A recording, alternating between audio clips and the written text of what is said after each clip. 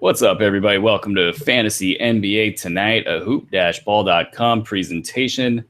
We are stepping in for the great Jake Cousins, and we are doing the Monday night version of this show.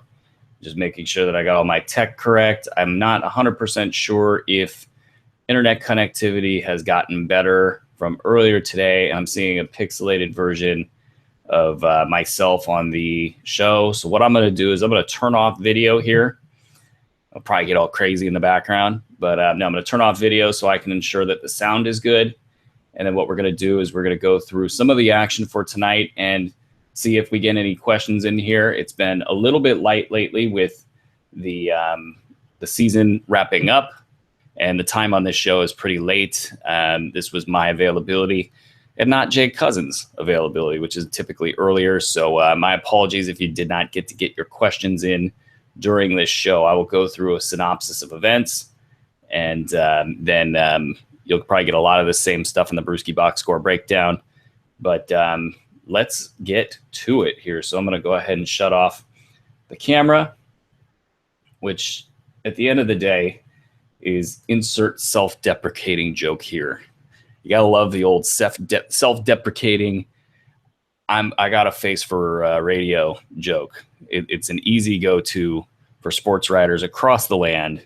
So if you become a sports writer one day, put that joke in your back pocket. You'll always have that joke, and it will always work out for you. So today, you're starting to see shutdowns kick in. You know, we might not see Reggie Jackson back for the rest of the year. Ish Smith is probably one of the best pickups that you're going to find.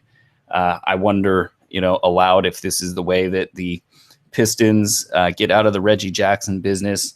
This loss is going to, obviously sting in the grand scheme of things with the standings. And, I'm pulling those up right now just to get the most recent version.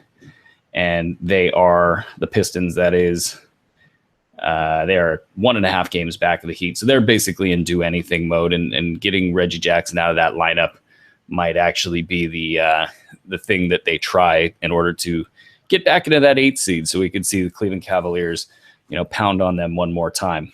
So you're going to see news like that kind of scattered out throughout the landscape. There are currently 2 games in play right now. You got the Kings game. They're pretty much knotted up with the Grizzlies, and then you've got Utah and New Orleans in a tight one. We've had 4 games complete so far. Since we're talking Detroit, let's go ahead and get into that game. This box score for Detroit is typically pretty stable. Marcus Morris, 20 points, 4 boards, 2 assists. He is, let me just check one thing here with the sound real quick. Want to make sure that we're good to go. Looks like we are. He's typically stable, 20 points, 4 threes, 2 assists. Not a versatile line, but at least it's productive in a couple categories for you. Tobias, 12 points, 4 boards, 1 steal. Not a great line. Not a great season for Tobias just because of some of the inconsistency. He hasn't. I almost wonder if Pistons fans are looking at that contract and wondering if they could have gone a different direction with a few of their players, including Reggie Jackson. Ish, 15.6 boards, 5 assists, 1 steal, 2 threes. Must-own player, with Reggie Jackson being a question mark for the rest of the year. Now, Reggie could come back in the next game. We just don't know. It's just one of these things where, finding a starting point guard like this, especially in an 8-cat league, you're not going to find this too often. So I would just throw caution to the wind and drop your worst player unless his stats absolutely don't help you out for whatever reason. Kentavious Caldwell-Pope, 12 points, 2 threes, 1 steal. Not great, but I guess he's not killing you. But again, not one of his better outputs. John Lure, 8 points, 3 boards, 2 assists, 1 block. That's not getting it done. You wonder if this team's running out of gas, though. We'll see. They're into essential must-win territory, because it's not about how many games back you are. It's about how many teams are between you, and the Heat are playing pretty well. So they're going to have to get their act together pretty soon. So maybe we'll see them kick in to high gear and get back up to their normal production. For the Knicks, Carmelo Anthony did play, so that knocked out Mindaugas Kuzminskas. Kuzminskas, 5 points, 4 assists, 1 3. Again, his value will all be relating to Melo's status, so that's going to be a game-to-game type of a thing. Willie Hernan Gomez, 15 and 5 with 1 steal, 27 minutes. That's doing just fine for what owners should be expecting. Not as great as per minute output, but he got 27 minutes. That's got to make owners probably happier than if he had gotten a low minute big game. Kristaps, 25 and 8 with 2 steals, 3 blocks, and a 3. He is really turning it on during the fantasy playoffs. I thought I saw another site say he had a bad run, but I really don't see that. He's been good. Derrick Rose, 27, 4 and 6. That's pretty damn good for Derrick Rose. 1 steal, 12 of 17 shooting. He's pretty much outkicked his coverage this year. I know I didn't expect him to last, more than like 60 games. That's it pretty much. Kyle O'Quinn, 20 minutes, 0 points, 6 boards, 1 block.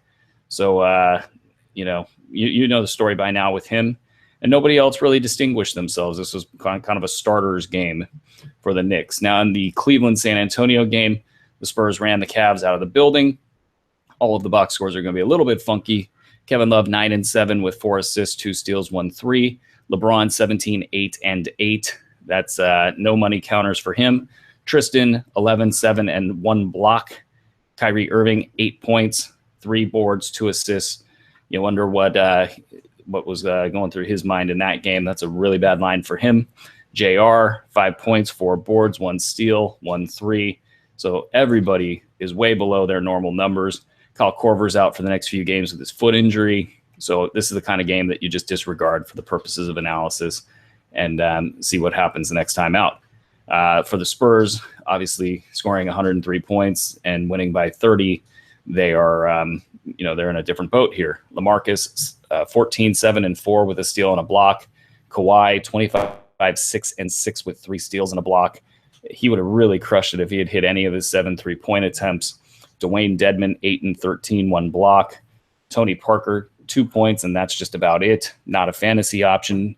Danny Green, 5 points, 2 boards. You're like, wait, where's the beef? Well, here's the beef.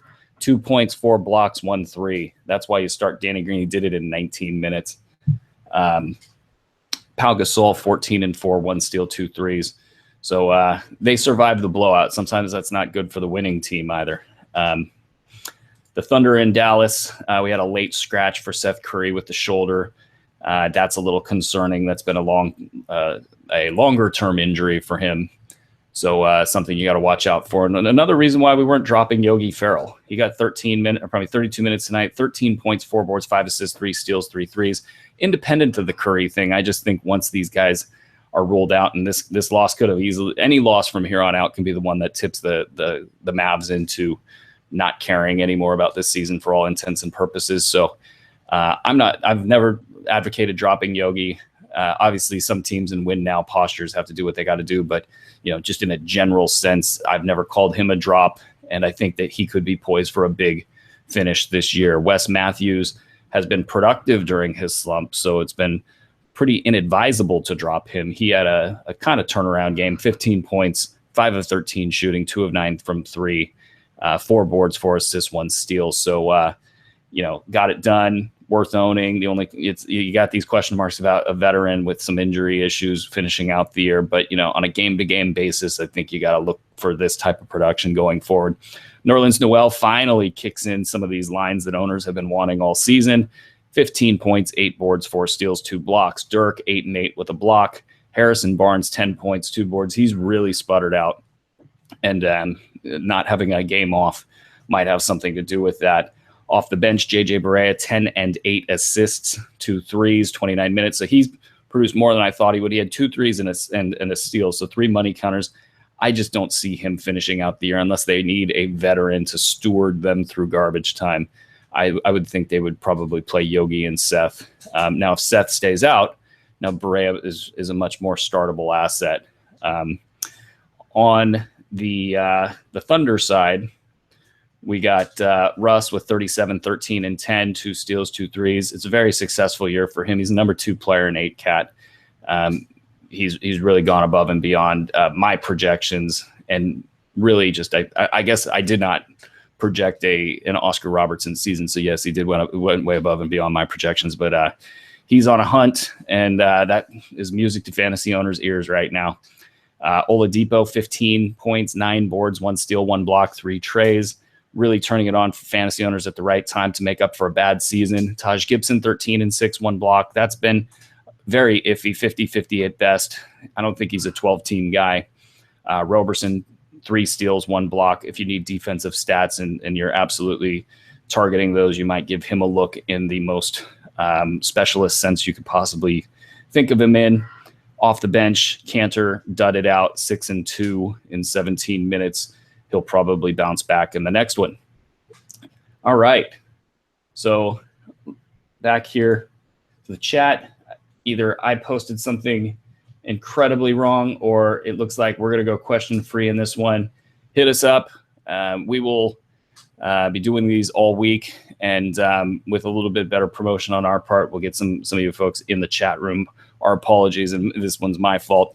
My wife's probably shouldn't even say this on the airways. I don't even know, like breaking some sort of HIPAA rule or something. But my wife's grandmother fell down and got a boo-boo, so we went over to see her tonight. So my promotion on this was not good, and with Jake out, we're not in our normal promotional process, for lack of a better term. Anyway, we'll be back tomorrow night, and we will be here throughout the entire week, all the way through to the end of the season. Thank you guys for your support. We will see you guys next time. Peace.